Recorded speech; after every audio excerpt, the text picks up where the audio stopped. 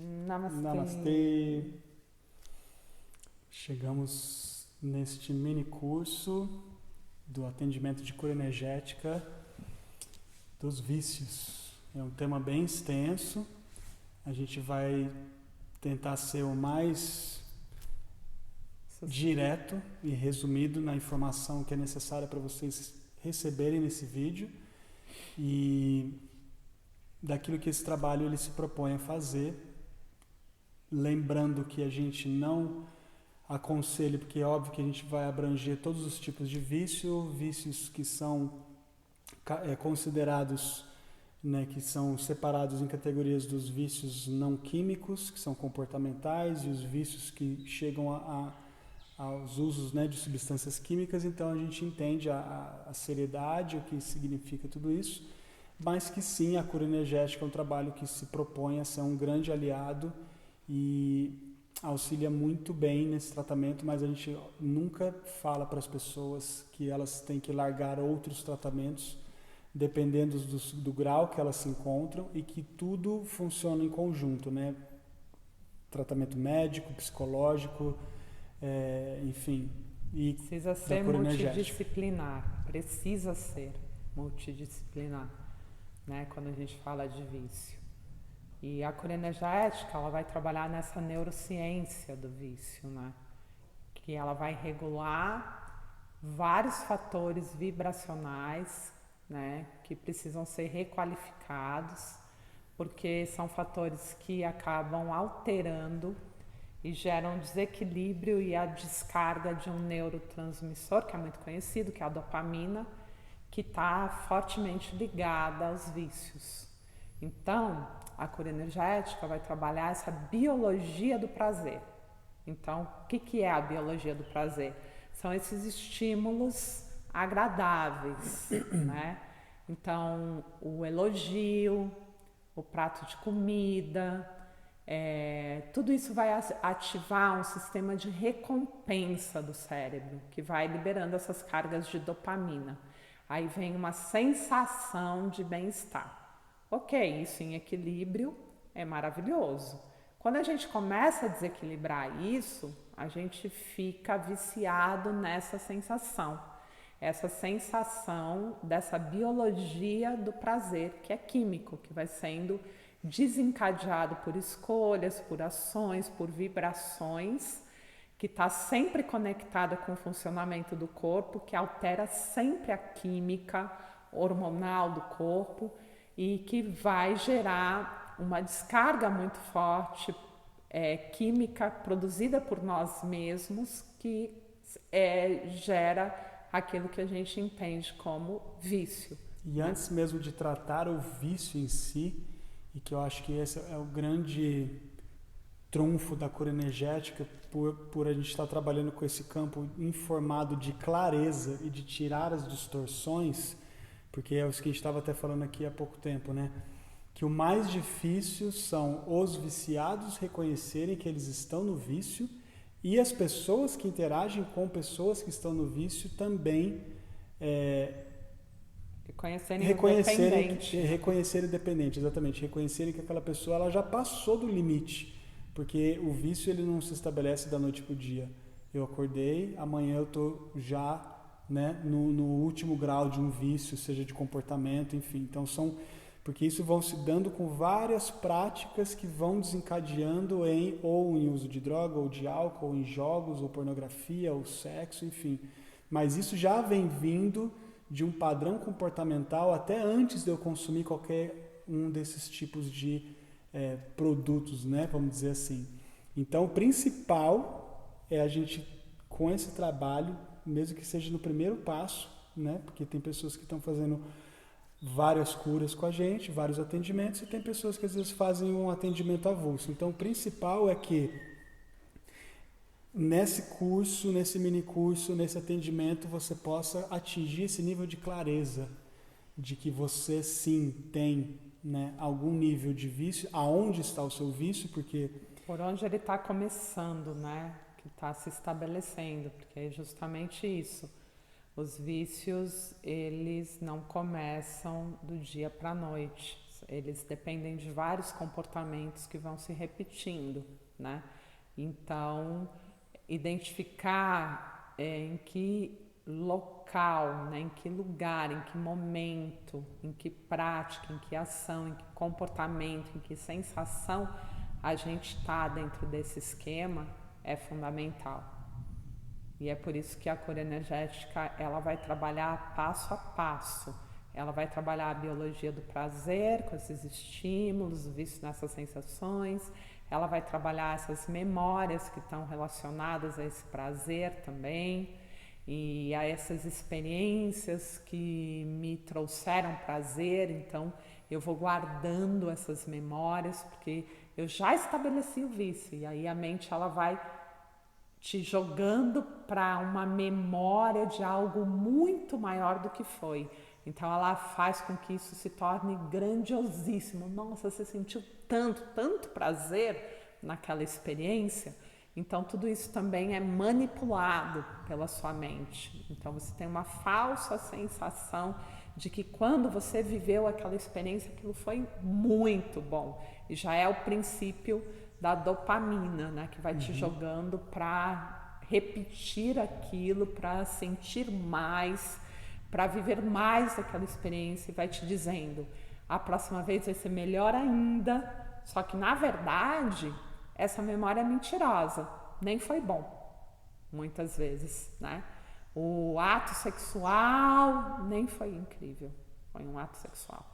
E aí você tem uma memória de que foi sensacional, que eu senti muito prazer, que foi sensacional, maravilhoso. E aí a dopamina vai te jogar para buscar essa sensação novamente, né?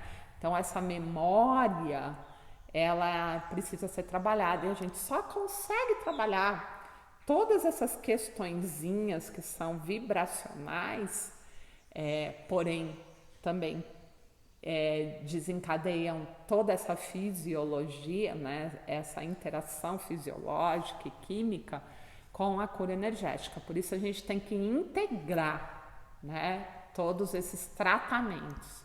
E a gente vai falar um pouquinho sobre isso. A gente vai falar sobre as drogas também, que vão acionar esse sistema bioquímico.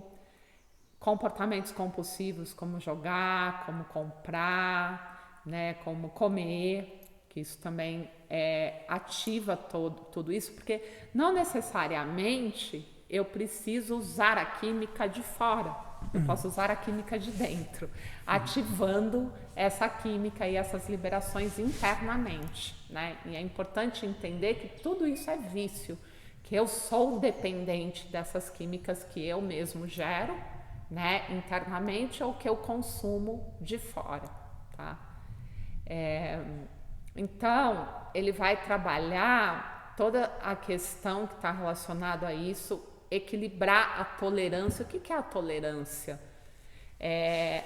Chega um momento que, por você usar aquela substância ou criar essa química interna, essa quantidade de química, ela não é suficiente, essa substância ela não é suficiente, então você se torna tolerante àquela substância, então você precisa usar mais e mais, então você já não consegue sentir o mesmo prazer, então você começa a ter que aumentar as suas doses, procurar repetir mais vezes para que você possa ter prazer. E além de procurar mais vezes, de forma mais escalada, né? Mais intenso, então a coisa ela começa a ficar cada vez mais, né? Então você pode começar a se colocar em situações de mais risco. Então quando a gente fala de pessoas que ainda não perceberam, mas elas se colocam em confusões, em situações arriscadas, ou só para sentir determinada emoção, ou sensação, ou conflito, ou brigas, ou raiva, ou ciúmes, então a gente vai entender o que gera para a pessoa chegar nesse ponto e se ela tem aquilo que a gente entende que é a abstinência, que é essa falta de controle, quando a gente vê que passou desse autocontrole e que realmente a pessoa ela não tem como bloquear mais esses estímulos, a gente já pode entender que isso já precisa ser tratado. Que ela está com a síndrome de abstinência. Nesse quadro de alguém que é viciado. Então, assim, é muito amplo o espectro de situações, inclusive das que não são químicas, porque é muito fácil você falar, né, ir para maconha, já tem, né, o álcool, o tabagismo, até o vício em internet, coisas do tipo, jogo e tal. A gente já tem os rankings, né, falando quais são as principais, mas tem muitas outras que a gente nem sequer entende ou reconhece, como ciúmes, como dependência emocional, enfim, de muitas coisas que a gente precisa abrir o nosso olhar para o nosso próprio processo, para que a gente não se distraia e perca a oportunidade de sair desses padrões de vício, né? Que vão levar a gente para infinidades de desequilíbrios e doenças. Então a gente tem o primeiro momento que uma quantidade pouca gera muito estímulo, depois a gente tem um momento que a vida precisa ficar muito sem graça, então você tem uma sensação de que tudo é muito ruim, e uma quantidade pouca não gera estímulo, então tenho que aumentar a quantidade porque a vida está muito sem graça e eu tenho que procurar prazer nisso, porque eu não encontro prazer na vida. Nós temos a tentativa de sair disso, porque quando a gente percebe que a gente entrou nesse ciclo e que eu já não estou nem sentindo tanto prazer com os meus relacionamentos, que o ciúmes é insuportável, que a dependência emocional é insuportável, eu começo a tentar sair. Só que quando eu vou tentar sair, eu tenho a crise de abstinência. A crise de abstinência, ela gera efeitos físicos e psicológicos. Então, eu não suporto a crise de abstinência e aí eu volto novamente a procurar o meu objeto de vício, né? Então, tudo isso precisa ser trabalhado. Na sequência, a gente tem a fissura. O que é a fissura? É quando você começa a ter ansiedade que te leva ao desespero.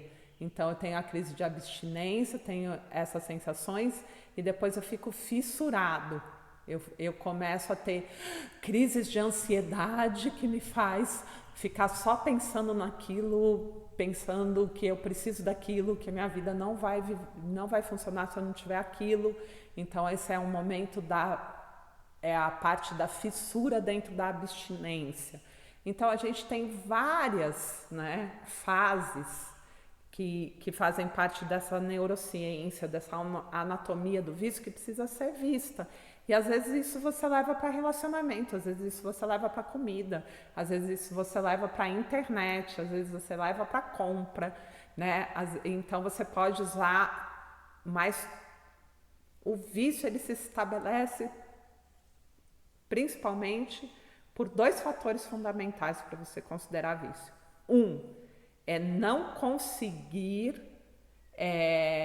se livrar do objeto de vício, ou seja, se distanciar do objeto de vício. E 2, ter crise de abstinência, que envolve fissura, que envolve todas essas questões que a gente está falando, tá? Então, quando tem essas duas coisas, eu não consigo sair disso, e quando eu saio, eu tenho crise de abstinência, eu já posso ser considerado um viciado, ou seja, um dependente, né?